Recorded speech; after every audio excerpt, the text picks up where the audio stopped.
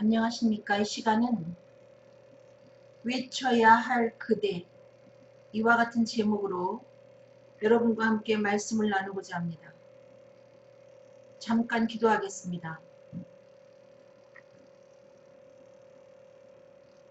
더워지는 여름에 그래도 감사한 것은 코로나 바이러스가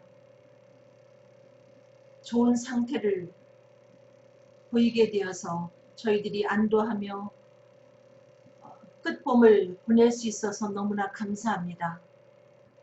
이 시간 부족한 종이 생명의 복음을 전하고자 하오니 이 말씀을 듣는 심령 속에 성령으로 역사하여 주셔서 사람의 말로 받지 아니하고 하나님 주시는 말씀으로 받을 수 있도록 인도하시고 제게는 오직 성령의 나타남과 능력으로 말씀을 전할 수 있도록 생명 되시는 예수 그리스도를 전할 수 있도록 인도하여 주시옵소서. 감사하며 예수 그리스도 이름으로 기도드렸습니다. 아멘. 오늘은 그 외쳐야 할 그대, 좀 제목이 좀 그런데요. 이사야 40장 3절을 읽어드리겠습니다. 외치는 자의 소리여 가로되 너희는 광야에서 여호와의 길을 예비하라. 사막에서 우리 하나님의 대로를 평탄케 하라. 외치는 자의 소리여 너희는 광야에서 여호와의 길을 예비하라. 사람들로 하여금 하나님을 만날 수 있도록 복음을 전하는 자들이 복음을 외치면서 하나님을 만날 수 있는 길을 준비하라는 그 같은 말씀입니다. 근데 제목이 외쳐야 할 그대, 이렇게 외치는 자의 소리로 복음을 전해야 될 자가 누구인가 여러분이 생각하면서 이 말씀을 들으시면 좋겠습니다. 외치는 자의 소리여 가로되 너희는 광야에서 여호와의 길을 예비하라. 사막에서 우리 하나님의 대로를 평탄케 하라. 복음 전하는 사람들이 그 많은 대중을 모아놓고 복음을 전하기도 하지만은 그 복음 전함을 받는 사람들 중에는 마치 황무지처럼 고립되어서 그 황폐한 영혼을 갖고 있는 사람도 있고, 또 때에 따라서 우리는 빌립이 광야에 가서 성령 인도하심을 받고 광야에 가서 복음을 전하게 되는데 거기 에디오피아 여왕 그 간다게라는 여왕의 국보를 맡은 내시에게 복음을 전하는 것을 볼 수 있습니다. 그러므로 이 복음은 뭐 3,000명, 5,000명 회개하는 역사가 일어난 그 오순절 시대처럼 많은 사람을 모아놓고도 전할 수 있지만은 남들 볼 때 별 볼 일이 없는 작은 한 영혼에게도 이 복음은 소중하게 아주 귀하게 전하여야 되고, 우리는 그 천하보다 한 영혼이 귀한 줄 알고 한 사람 한 사람에게 복음을 전할 때 마음을 다해서 전해야 되는 줄로 믿습니다. 그래서 우리는 마음의 길을, 그 영혼의 그 마음의 길을 잘 닦아 놓아서 우리가 전하는 그 복음을 통해서 그들이 거룩하신 주님을 만날 수 있도록 해야 되는 것인데, 이사야 40장 4절을 읽어보겠습니다. 골짜기마다 도두어지며 산마다 작은 산마다 낮아지며 고르지 않은 곳이 평탄케 되며 험한 곳이 평지가 될 것이요. 네. 복음을 듣는 그들로 하여금 예수님을 잘 만날 수 있도록 예수님과 그 사람 마음속에 예수님에게 다가갈 수 있는 이 첩경을 우리가 닦아 놓아야 되는데, 제가 그 며칠 전에 축구공을 가지고 혼자 공을 차면서 이왕이면 그 골문 앞에까지 내가 찬 공이 도달했으면 좋겠다 하고 제가 힘을 다하여 공을 멀리 찼는데 그 공이 골인 지점을 향하여 가는 것이 아니고 옆으로 흘러서 엉뚱한 데로 가고 있었습니다. 이유는 그 길이 좀 경사가 기울어 있었기 때문에 제가 아무리 힘을 다하여 골을 차도 골인 지점하고 거리가 먼 곳으로 흘러가는 것을 보았는데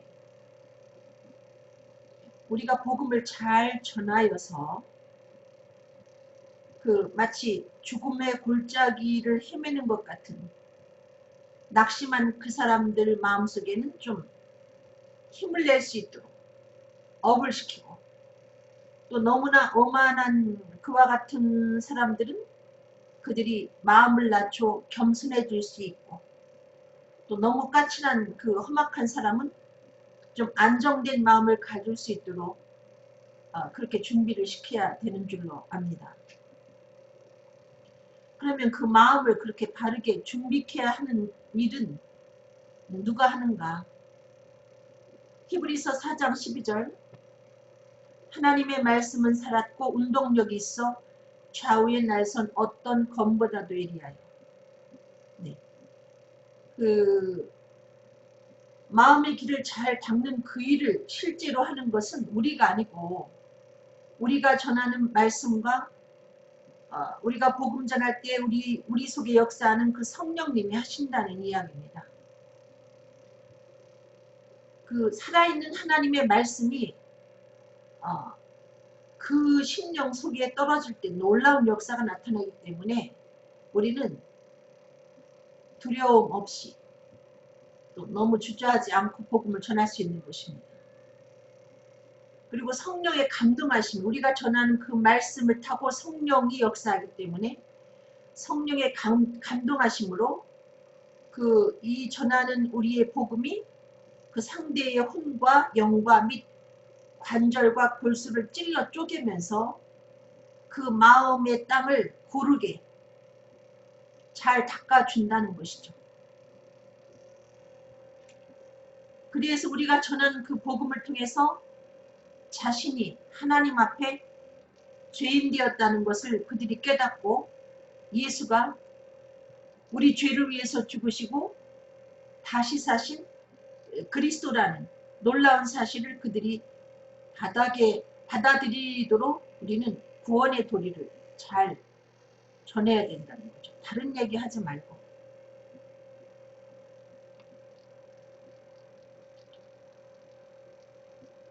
그래서 복음을 통해서 그들의 마음이 준비될 때 그 준비된 마음의 길을 따라서 영광의 영, 성령이 임하신다는 말씀입니다. 이사야 40장 5절 여호와의 영광이 나타나고 모든 육체가 그것을 함께 보리라. 대저 여호와의 입이 말씀하셨느니라. 우리가 복음을 전해서 그 심령 속에 그 영혼 속에 마음의 길을 잘 닦아놓으면 마음의 길을 잘 닦는다는 것은 그로 하여금 죄인이라는 그 사실을 알게 하는 거고 하나님은 살아계시고 하나님이 죄인된 우리를 구원하기 위해서 아들 예수를 보내주셨다는 것. 그분이 우리 죄를 완전히 해결하고 죽은 자 가운데서 부활하셨다는 것. 바로 그분이 우리의 그리스도라는 것, 우리의 구세주라는 그 사실을 잘 전해놓기만 하면 준비된 그 마음속에 마음의 길을 따라서 성령이 임하게 된다는 말씀입니다. 여호와의 영광이 나타난다. 영광스러운 주님이 성령을 통해서 그 사람 앞에 나타나서 그가 신의 존재를 확신하게 되죠. 이게 하나님의 약속입니다.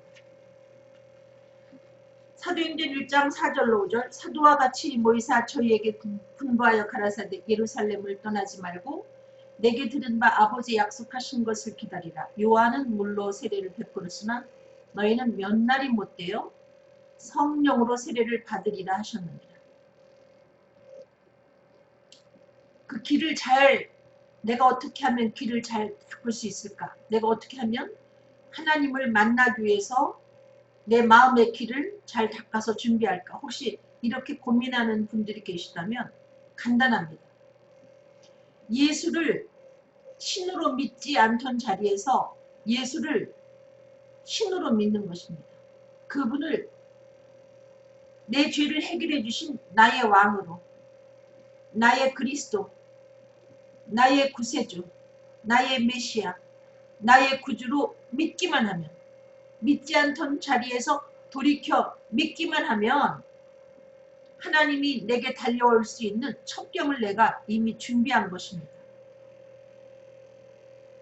그리고 우리는 기다려야 되죠. 예수님이 말씀하신 것처럼 예루살렘을 떠나지 말고, 이 얘기는 영광의 영이 올 때까지 그 약속하신 영광의 영을 기다리라. 물세례 받고 끝나는 것이 아니고 그가 진실로 예수를 그리스도로 인정했다면 그가 물세례를 받게 되는데 그것이 끝이 아니다. 물세례는 성령 세례 받기 위한 준비다. 그러므로 몇 날이 못되어 성령이 임할 터이니 기다리라. 이와 같이 말씀하셨습니다. 근데 하나님이 몇 달이 못되어 혹은 몇 년이 못되어 이게 아니고 몇 날이 못되어 라고 그와 같이 예수님이 말씀하셨습니다. 저도 그 약속을 듣고 5일 만에 성령을 받았거든요. 저는 예수를 그리스도로 확실히 믿고 난 제가 믿은 게 수요일인데 토요일날 제가 성령을 받았어요. 돌이켜 믿기만 하면 몇 날이 못돼요. 영광의 영 성령이 그 심령 속에 찾아가게 된다는 것이죠. 근데 성령은 내가 성령을 받은 것도 같고 아닌 것도 같다. 이런 분들 한번 이 말씀을 통해서 한번 점검해 보시기 바랍니다. 사도행전 2장 1절로 4절 오순절날이 이미 이르매 저희가 다 같이 한 곳에 모였더니 그 성령 받는 상황을 여기 묘사하고 있습니다. 호련히 그 다락방에 모여있는 그들 가운데 호련히 하늘로부터 급하고 강한 바람 같은 소리가 있어. 사람들이 깜짝 놀랐겠죠. 분명히 어떤 현상이 나타났습니다. 바람이 부른 것이 아니라 급하고 강한 바람 같은 소리가 있었다. 그게 분명히 들었다는 것이죠. 성령이 우리가 감각할 수 있게 임한다는 이야기입니다. 바람 소리는 아닌데 마치 형용하자면 급하고 강한 바람 같은 소리가 있었다. 호련히 저도 성령을 그렇게 받았거든요. 호련히 새벽 4시에 호련히 묵상으로 그 부흥의 기간 동안 강사 목사님이 나오시기까지 묵상으로 기도하고 있었는데 호련히 어디로부터인지는 모르지만 급하고 강한 바람 같은 소리가 있는 게 아니라 저는 마치 바람이 저를 때렸는지 아니면 누가 저 등을 때렸는지 알 수 없는 그런 강한 성령의 역사를 통해서 저는 감각했습니다. 제 몸 안에 성령이 임하는 걸 저는 느꼈는데 뭐라고 저는 효용을 할 수가 없습니다. 근데 여기에도 보니까 저희 앉은 온 집에 성령이 가득했다는 거죠. 제가 성령 받는 그 새벽에도 그 교회 안에 성령이 가득했던 걸 느끼는데 저는 여기에서 형용한 것과 같은 그런 현상은 아니지만은 어찌하든 무엇인가가 그 교회 안에 가득한 것 같은 그런 것을 느꼈거든요. 그게 저만 성령 받은 게 아니라 많은 사람들이 여기저기서 성령 받았구나 이렇게 느낄 만큼 강한 역사가 있었습니다. 온 집에 가득하며 불의 혀같이 갈라지는 것이 저희에게 보여 그들이 봤다는 것이죠. 소리도 듣고 성령이 임할 때 듣고 보았다는 것입니다. 불이 임해 있다는 것이 아니라 불의 혀같이 갈라지는 것 이렇게 그것 같았다 이와 같은 표현이거든요. 각 사람에 임하여 있다니 성령이 어떤 한 사람에게만 임한 것이 아니라 그곳에 앉아있는 약속을 기다리면서 열흘 동안 그 자리를 떠나지 않고 계속해서 기도하고 준비했던 그들 심령 가운데 각 사람 위에 성령이 임한 것을 알 수 있습니다. 저들이 성령의 충만함을 받고 성령의 말하게 하심을 따라 다른 방언으로 말하기를 시작하니라.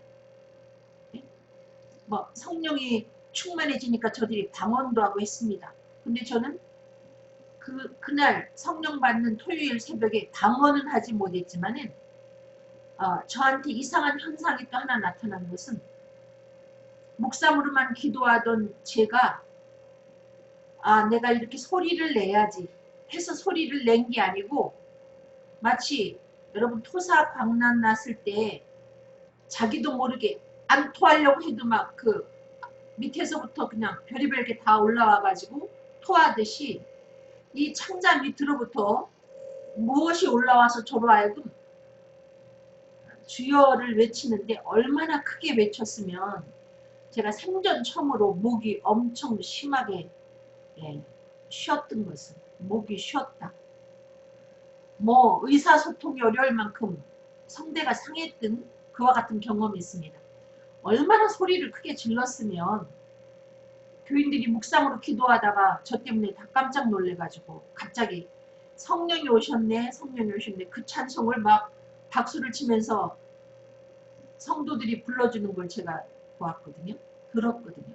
저는 계속해서 성령이 임하니까 반 미친 사람처럼 기도하고 있고 이렇게 성령은 여러분 우리가 넉넉히 감각할 수 있게 뜨겁게 임하고 느낄 수 있게 때에 따라서는 소리로 어떤 때는 그 보여주는 빛으로 보여주는 것처럼 우리가 눈으로 영적인 눈으로 볼 수 있게도 임하고 어떤 사람은 또 향기로 성령의 임재를 느낀 사람도 있고 다양하게 어찌하든 그가 이분이 성령이구나 이렇게 느낄 수 있게 임한다는 거예요. 도둑처럼 몰래 와가지고 흔적도 없이 사라지는 것이 아니라 마치 천둥 번개 치듯이 요란하게 내 영혼이 감각할 수 있게 임했을 때 나타나는 현상은 너무나 감사한 거죠. 나 같은 죄인을 사해 주시다니 그리고 나를 구원해 주시다니 내가 이제 죽어도 천국 가고 나는 죄가 없어졌네. 그리고 하나님은 진짜 우리 아버지네. 예수님이 나의 구주시네. 이것이 느껴지면서 여러분 눈물 콧물을 흘리는 그와 같은 상황이 벌어진다는 것이죠. 옆에 사람도 느낄 수 있게 저 사람 이상해. 뭔가 이상해. 이렇게 느낄 수 있게 성령이 임하는 것이지 나는 성령 받았는지 모르겠어. 글쎄 받은 것도 같고 안 받은 것도 같고 이렇다면 여러분 다시 한번 하나님 앞에 성령의 임재에 대해서 구할 필요가 있다. 저는 그렇게 말씀을 드리고 싶습니다. 그러면 이 복음을 우리가 이제 성령을 받으면 복음을 전하게 되는데 오늘 그 외쳐야 하는 그 소리처럼 땅끝까지 복음을 전하게 되는데 과연 그러면 복음을 땅끝까지 외쳐야 되는 당사자는 어떤 사람인가? 코로나 그 바이러스 때문에 우리가 요즘에 교회 가서 예배 드리면 목사님은 말씀을 전하기 때문에 마스크를 벗고 있고 일반 그 교인들, 성도들은 또 마스크를 다 쓰고 예배를 드리는 참 기이한 현상이 교회 안에 벌어지고 있는데 여러분 복음을 땅끝까지 전하기 위해서는 목사님만 교역자들만 복음을 전해서 되는 것은 아니라는 거죠. 외쳐야 할 그대가 누구인가? 사도행전 1장 8절 오직 성령이 너희에게 임하시면 너희가 권능을 받고 예루살렘과 온 유대와 사마리아와 땅끝까지 이르러 내 증인이 되리라. 외쳐야 할 그대가 누구인가? 성령 받은 그 사람이 바로 외쳐야 할 사람이라는 거죠. 코로나 때문에 목사님은 그 마스크를 벗고 있고 온 교인들은 마스크를 쓰고 있지만 평소에 신천지를 빙자해가지고 교인들한테 마스크를 씌워놓고 당신은 복음 전하지 마. 확실하게 내가만 전할게. 만약에 이런 교회가 있다면 그것은 잘못된 교회라는 거죠. 복음은 성령 받은 사람이면 누구나 전할 수 있는 자격이 주어지고 그리고 의무가 부여된다는 거죠. 우리는 복음 전하는 것 싫어도 해야 됩니다. 제가 이렇게 여러분에게 이 자리에서 복음을 전하는데 이게 별로 그렇게 제가 아주 하고 싶어서 한다 이렇게 여러분 생각하십니까? 그렇지 않습니다. 오늘 날도 덥고 또 저희 집이 바로 놀이터 옆인데 창문을 열어놓으면 너무나 그 아이들이 또 지금 이 시간에도 밖에서 놀고 있기 때문에 시끄럽고 저는 창문을 닫고 에어컨을 틀기에는 좀 애매하고 지금 선풍기 틀고 이렇게 여러분 앞에 복음을 전하고 있는데 이것은 제가 예수 그리스도를 통해서 구원을 받았기 때문에 성령 받은 사람으로서 마땅히 할 것이기 때문에 이 시간 이 복음을 전하고 있지 다른 이유 없습니다. 그리고 저는 성령 받은 그날부터 복음 전한 걸 확실히 기억하고 있습니다. 전에도 제가 여러 차례 말씀을 드렸지만 제가 성령 세례 받고 2개월 만에 저는 예수교 장로교 예수의 장로교 통합층이거든요. 통합층? 예를 들면 영락교회 그 계통의 교회에서 신앙생활을 했는데 그 당시에는 6개월 동안 교회를 다녀야 학습을 주고 그 다음에 6개월 후에 세례를 주게 되었는데 저는 교회 나간 지 2개월 만에 세례를 받게 되었습니다. 성령 세례를 먼저 받았으니까 세례 주겠다 해서 세례를 받고 세례 받은 날 그 주일학교 부장 선생님이 나한테 다가와서 주일학교 교사를 해보지 않겠느냐 해서 아무것도 모르는 상태에서 물론 어릴 때 제가 교회를 오랫동안 다녔지만은 뭐 성경에 대한 확실한 지식을 알지 못하고 그냥 내가 예수가 하나님 아들 그리스도라는 그 사실을 확신한 상태에서 교사를 하게 되었다는 거죠. 그 뒤로 저는 부지런히 복음을 전했습니다. 제가 그렇게 인간적으로 준비가 덜 됐음에도 불구하고 그 교회 담임 목사님이 저에게 복음을 전할 수 있도록 여러 가지 기회를 많이 줬죠. 그 방적 공장에도 들어가서 그 여공들 쉬는 시간에 복음도 전하게 해주셨고 여러 가지를 그냥 예수를 그리스도로 알고 난 그 다음에 성령 받은 다음부터 저는 바로 복음을 전하게 됐는데 저는 이것이 맞는다고 생각합니다. 물론 여러 가지 시행착오를 범하지만 그와 상관없이 성경으로 돌아가 봐도 예수를 성령을 받고 난 다음에 사도 바울이 즉시 나가서 복음을 전한 것 여러분 기억하고 있지 않습니까? 3일 동안 금식한 다음에 다시 음식을 먹고 기력이 조금 생기자마자 즉시 나가서 예수는 그리스도라 하고 외쳤는데 남이 보면은 사도 바울을 미쳤다고 할 때예요. 예수 믿는 사람들을 옥에다가 잡아서 옥에 가두기도 하고 죽이기도 하는 그 일에 앞장선 그 사울이 갑자기 성령 받은 다음에 예수는 이단의 괴수가 아니고 그리스도다 하고 외치고 있지 않습니까? 말리지 않았어요. 물론 유대인들이 시기 질투했지만 그러나 그럼에도 불구하고 그 사도 바울은 꿋꿋이 복음을 죽는 그날까지 핍박을 굴하지 아니하고 열심히 전했던 것을 알 수 있습니다.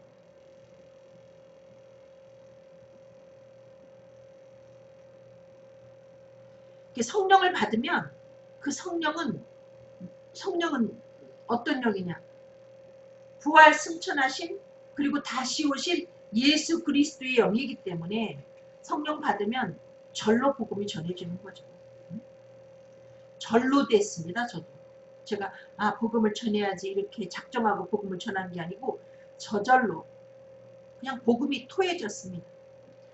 만약에 그렇지 못한 분이 계시다면 한 번도 예수를 그리스도라 전하지 못하고 현재도 그 일을 하지 못하고 있다면 본인이 과연 성령 받았는가 다시 한번 점검할 필요가 있습니다. 사도행전 3장 12절 베드로가 이것을 보고 백성에게 말하되 이스라엘 사람들아 이 일을 왜 기이 여기느냐 우리 개인의 권능과 경건으로 이 사람을 걷게 하는 것처럼 왜 우리를 중복하느냐. 예, 이렇게 성령 받은 사람이 그냥 복음을 전했더니 놀라운 역사가 나타났습니다. 병든 자가 막 나음을 얻는 귀한 역사가 이루어지는데, 성령 받은 그가, 성령은 예수 그리스도를 증거한 영이기 때문에 그 속에 예수가 하나님 아들 그리스도라는 그 확신을 가지고 복음을 전하게 되면 이와 같은 이적이 우리를 통해서도 나타난다는 이야기입니다. 그러므로 복음을 외치는 자의 자격은 오직 성령 받으면 된다는 거죠. 그가 성령을 받았다는 것은 예수를 그리스도로 확실히 믿었다는 것입니다. 믿었기 때문에 선물로 성령이 주어져서 확신하게 된 건데, 부족할지라도 그가 복음을 전할 때 그 사람의 개인의 권능과 경건으로 어떤 이적이 나타나는 것이 아니라 그 복음 속에 있는 예수 그리스도의 능력으로 얼마든지 그 오순절에 나타났던 성령의 역사를 우리가 경험하게 된다는 것이죠. 복음 전할 때 나는 부족한데 어떡하나 걱정할 필요가 없다는 것입니다. 내 능력과 내 경건한 삶을 가지고 하는 것이 아니라 우리가 전하는 그 복음의 주인공 되시는 예수 그리스도가 그 사람 속의 역사에서 그를 변화시키고 그를 구원하는 것이기 때문에 어쨌든 성령 충만함만 우리가 놓치지 않고 유지할 수 있게끔 애를 쓰고 복음을 전하면 틀림없이 역사를 경험하게 되는 것입니다. 한 영혼이 구원받는 그 역사는 우리를 복음 전하라고 증인 세우신 예수님이 하시는 것이기 때문에, 내 안에 계신 성령님이 하시는 것이기 때문에 염려 없이 나아가야 되는 거죠. 사도행전 3장 15절로 16절, 생명의 주를 죽였도다. 그러나 하나님이 죽은 자 가운데서 살리셨으니 우리가 이 일의 증인이로다. 그 이름을 믿음으로 그 이름이 너의 보고 아는 이 사람을 성하게 하였나니 예수로 말미암아 난 믿음이 너희 모든 사람 앞에서 이같이 완전히 낫게 하였느니라.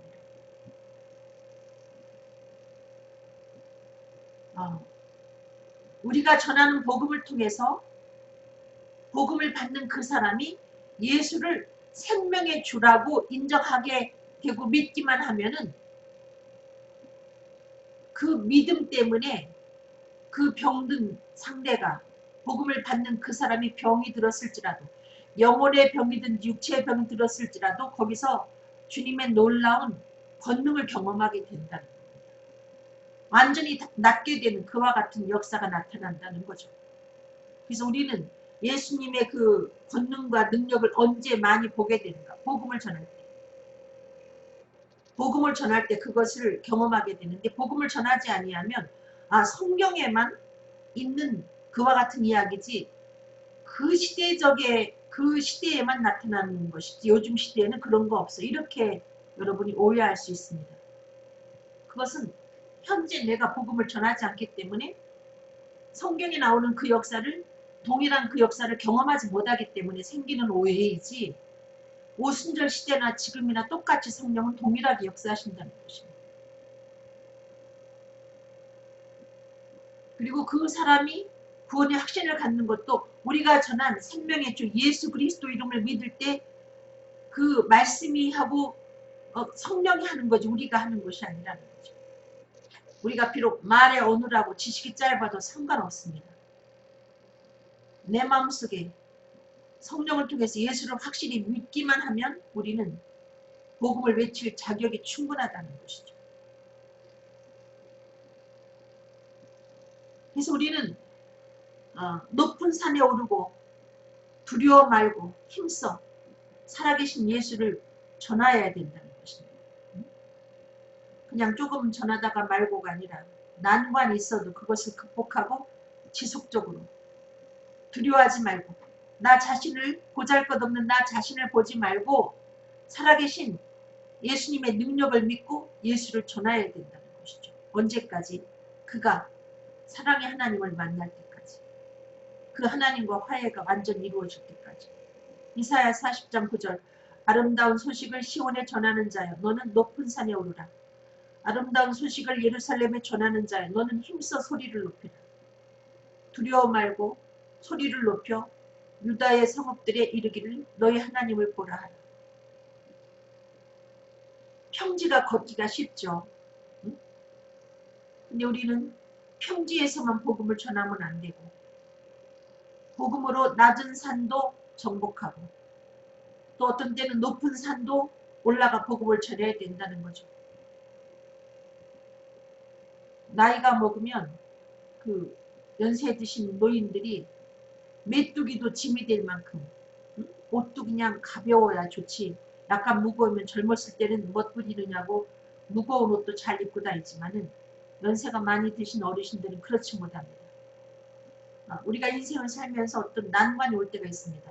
청춘 때는 뭐 잠도 4시간 5시간 자고도 지치지 않지만은 이제 나이가 먹으면서 어떤 힘의 한계를 느낄 때가 있지만 그럼에도 불구하고 우리는 생명이 다하는 그날까지 복음을 전해야 된다는 거죠. 내게는 좀 버겁다. 마치 높은 산을 오르는 것처럼 이 복음 전하는 일이 힘에 겹다 할지라도 우리는 해야 된다는 것이죠. 그리고 힘써 소리를 높이라. 어떤 때는 자신감이 없을 때도 있죠. 예를 들면 내가 좀 하나님 앞에 부족한 삶을 살고 있는 현재 또 여러 가지 하나님과의 그 교제, 기도도 부족한데 내가 과연 이 복음을 전한다 해서 어떤 역사가 있을까? 이런 회의가 올 때가 있을지라도 복음은 나는 전할 뿐이고 역사하시는 분은 성령님인 것을 믿고 그리고 말씀이 살아계신 말씀이 그 심령 속에 들어가서 역사에서 그로 하여금 하나님 자녀가 되는 권세를 얻게 한다는 것을 믿고 그냥 힘써서 자신감 있게 복음을 전해야 된다는 것입니다. 두려워 말고. 그럴 때 그가 우리가 열심히 복음을 전한 그 상대가 사랑의 하나님, 공의의 하나님을 만나는 귀한 역사를 경험하게 된다는 말씀입니다. 이사야 40장 10절로 11절 보라 주 여호와께서 장차 강한 자로 임하실 것이요 친히 그 팔로 다스리실 것이라. 보라 상급이 그에게 있고 보응이 그 앞에 있으며 그는 목자같이 양머리를 먹이시며 어린 양을 그 팔로 모아 품에 안으시며 젖먹이는 암컷들을 온순히 인도하시리라. 그래서 우리가 복음을 전했을 때 그가 사랑의 하나님을 만나게 될 뿐 아니고 이제 그 마음속에 하나님이 통치하시는 공의로우시지만 사랑이 많으신 인자하신 하나님이 통치하시는 하나님의 나라를 대망하게 되어 있습니다. 여기 있는 그 말씀처럼 하나님이 그 팔로 친히 다스리는 그 나라가 우리 앞에 도래한다는 거죠. 실제로 그 어린 양을 그 팔로 모아 품에 안으시며 젖먹이는 암컷들을 온순히 인도하시리로다. 사랑으로 우리를 다스리시는 품어주시는 그 하나님의 나라가 우리 앞에 있다는 것을 그 성령을 받으면 당연히 믿고 기다리게 되죠.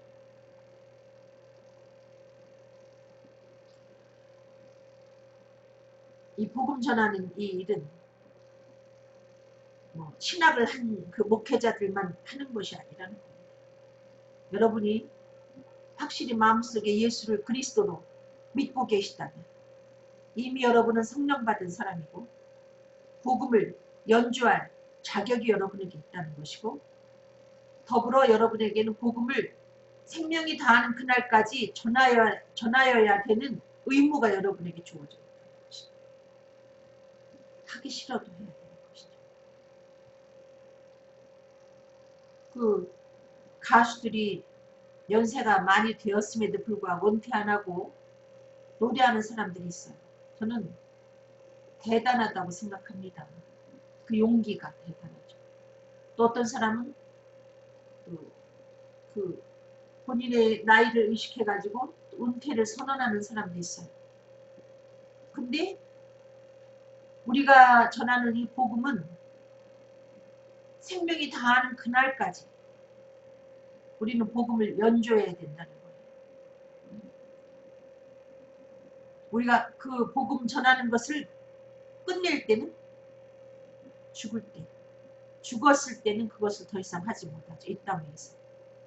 고린도전서 9장 16절 내가 복음을 전할지라도 자랑할 것이 없으면 내가 부득불할림이라. 만일 복음을 전하지 아니하면 내게 화가 있을 것입니다. 저는 하나님을 그 구약을 처음에 은혜 받고 난 다음에 구약을 보니까 저는 하나님이 너무 무서워가지고 구약을 보다가 신약으로 갑자기 와버렸어요. 너무 하나님이 무서워서. 하나님은 무서운 면도 있습니다. 공의의 하나님이기도 하지만은 그러나 하나님을 깊이 사귀어보니 하나님은 공의보다는 사랑이 더 많더란 말이에요. 그래서 우리를 구원하기도 하셨고 우리가 신앙생활을 하면서도 하나님이 공의의 하나님이라면 벌써 다 우리가 죽었죠.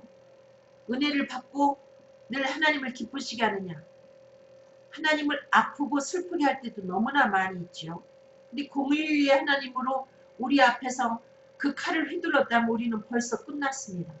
근데 하나님은 공의보다 사랑이 넘치고 많으신 분이기 때문에 우리가 지금도 이렇게 존재할 수 있는 것인데 그런데 저는 그렇게 하나님이 공의보다 사랑이 넘치는 하나님인 것인 줄 하나님인 줄 알고 있지만도 근데 왠지 복음 전하는 일을 하지 아니하면 저는 이 사도 바울이 고백한 것처럼 화가 있을 것이미로다. 만일 복음을 전하지 아니하면 내게 화가 있을 것이다. 저도 그런 마음이 들어요. 왜 그런 마음이 드는지는 모르겠습니다. 제가 복음 전하는 거 은퇴하겠습니다. 그 생각, 그 말하고 생각하고 말로 그렇게 하나님 앞에 했다가 제가 죽을 뻔한 일이 있고 지금도 제가 이렇게 부득불 이 복음 전하는 것을 제가 부족한 상태에서 인터넷을 통해서 여러분에게 전하고 있지만 저는 정말 하기 싫을 때가 너무나 많거든요. 제발 좀 하나님이 나를 은퇴시켜 주시지.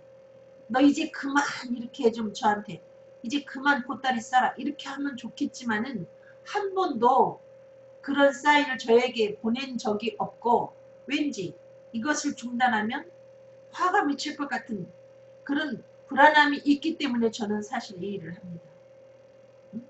그렇게 은혜를 하나님 앞에 받았음에도 불구하고 제가 너무 기쁘고 즐거워서 하는 것이 아니고 이것은 부득불 제가 하여야 할 일이기 때문에 하나님 앞에 엄청난 은혜의 빚을 진 사람으로서 그러므로 성령 받은 여러분들은 당연히 해야 된다는 거죠. 그렇다고 다 신학을 하고 복음을 전하는 일에 집중하라는 것이 아니라 여러분의 삶에 열중하면서 복음은 삶 속에서 전하여져야 된다는 것입니다. 여러분의 삶도 복음 전하는 자로서 마땅한 삶으로 여러분이 갖고 나가야 된다는 거죠. 제멋대로 살다가 갑자기 어떤 사람에게 복음을 전했을 때 제멋대로 산 나의 삶이 그 사람에게 노출이 되면 그 사람이 상대가 얼마나 놀라겠습니까? 그렇게 살아서는 안 된다는 거죠. 아, 저 사람이 복음 전하는 사람이었구나 느낄 수 있는 복음에 합당한 삶을 우리가 살아야 복음이 또 힘있게 그에게 전달이 되는 것입니다. 사도행전 4장 18절로 20절 그들을 불러 경계하여 도무지 예수 이름으로 말하지도 말고 가르치지도 말라 하니 베드로와 요한이 대답하여 가로되 하나님 앞에서 너의 말 듣는 것이 하나님 말씀 듣는 것보다 옳은가 판단하라. 우리는 보고 들은 것을 말하지 아니할 수 없다 하니 지금 뭐 우리가 복음을 전한다고 해서 대한민국에서 누가 쫓아와가지고 너 도무지 예수 이름으로 말하지도 말고 가르치지도 마 뭐 이렇게 말하는 사람이 없습니다. 그러나 여러분이 교회 안에서 그 교회에 속한 성도로서 부지런히 복음을 전해보십시오. 그럴 때 어떤 현상이 나타납니까? 여러분 지금도 교회 안에 그 마귀가 그 고단수로 복음 전하는 것을 방해해서 우리가 눈치채지 못할 뿐이지 교회 안에서 생명의 복음을 전하는 자들을 박수 쳐주고 환영하고 격려해주는 교회가 과연 얼마나 있는가 한번 여러분이 섬기는 교회를 살펴보시길 바랍니다. 뭐 복음을 전하는 사람이 있으면 혹시 저 사람 신천지 아니야? 이따위 소리나 하면서 교인들을 하여금 주눅들게 하고 복음을 전하는 일을 멈추게 하고 뭐 여러 가지 유형으로 뭐 비난하면서 복음 전하는 일을 실제로 방해해요. 저는 그걸 느꼈습니다. 언제 제가 그걸 느꼈는가 하면은 이제 복음을 전할 때마다 그런 핍박, 뭐 작고 큰 핍박은 여러 가지 유형으로 있는데 우리 교회는 복음을 전하는 것을 굉장히 중요시 여깁니다. 뭐 생명을 다해서 복음을 전하는 교회입니다. 이렇게 말들은 하지만 실제로 정말 순전한 예수 그리스도의 복음을 전하는 자들을 핍박하는 교회를 저는 많이 보았습니다. 아주 교묘하게 여러 가지 유형으로. 그럴 때 우리는 성령을 나에게 부어주신 목적이 성령을 통해서 나에게 보여주시고 들려주시고 여러 가지 유형으로 역사하셔서 예수 그리스도가 나의 구세주인 것을 우리에게 확증시켜준 이유는 어떠한 핍박이 올지라도 그에 굴복하지 말고 생명이 다하는 날까지 땅끝까지 복음을 전하게 하기 위함이라는 거죠.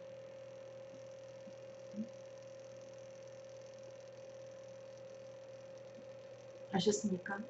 왜 나에게 그 천둥 번개와 같은 성령으로 하나님이 역사하셨는가? 나를 만나 주셨는가? 도무지 예수 이름으로 말하지도 말고 가르치지도 말고 이와 같은 협박이 있을 때 나는 보고 들은 것을 말하지 아니할 수 없어. 나는 하나님 살아계신 것을 체험했거든 하면서 그 핍박을 이기고 나가서 복음을 계속해서 전하도록 우리들에게 천둥 번개와 같은 성령을 경험시켜줬다는 것이죠. 난 성령 받았어. 불같이 받아서 그것을 자랑하게 하기 위함이 아니고 그런 난관을 극복하고 땅끝까지 복음을 전하게 하기 위함이라는 것입니다.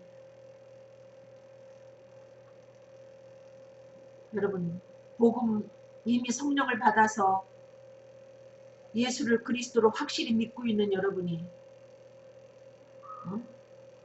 게으름을 피면서 마스크 쓰고 입을 벌려 복음을 전하지 않고 있다면 여러분은 그 생명 되신 예수 그리스도를 만나는 그때 아마 얼굴이 화끈한 부끄러운 구원을 받게 될 것입니다. 그리고 얼마나 죄송하겠습니까? 주님은 날 위해서 생명을 주셨는데 생명의 복음 전하라는 그 명령을 어기고 놀다가 천국을 가게 되면 얼마나 부끄럽겠습니까? 기도하겠습니다. 살아서 역사하시는 아버지, 이 시간 이 방송을 듣는 사람 중에 본인이 성령을 받고 예수 그리스도인으로 살아가는 이가 있다면 그에게 복음을 위해서 땅끝까지 또 생명이 다하는 그날까지 헌신해야 되는 사명이 있다는 것을 알게 허락하여 주시고 이 외치는 자의 소리로 살아가는 그 삶이 그의 의무라는 것을 기억하게 허락하여 주시고 또한 그의 권리라는 것을 잊지 않도록 인도하여 주셔서 어떠한 유형으로 그 앞에 핍박이 온다 할지라도 굴하지 아니하고 타협하지 아니하고 뚫고 나아가 생명 되신 예수 그리스도를 힘있게 전할 수 있도록 인도하여 주시옵소서. 아무리 전하는 자가 부족하다 할지라도 그 살아계신 주의 말씀이 또 성령의 역사가 그를 구원하고 고친다는 것을 믿고 두려워하지 않고 힘있게 복음을 전하는 귀한 하나님의 자녀들이 되도록 인도하여 주시옵소서. 감사하며 예수 그리스도 이름으로 기도드렸습니다. 아멘. 여러분 감사합니다. 제가 이 방송한 것은 유튜브에 또 올려놓습니다. 혹시 늦게 들어와서 제대로 못 보신 분들은 유튜브에 들어가서 이경일, 이경일 이렇게 치고 들어가면 제가 전해 놓은 복음을 여러분이 접할 수가 있습니다.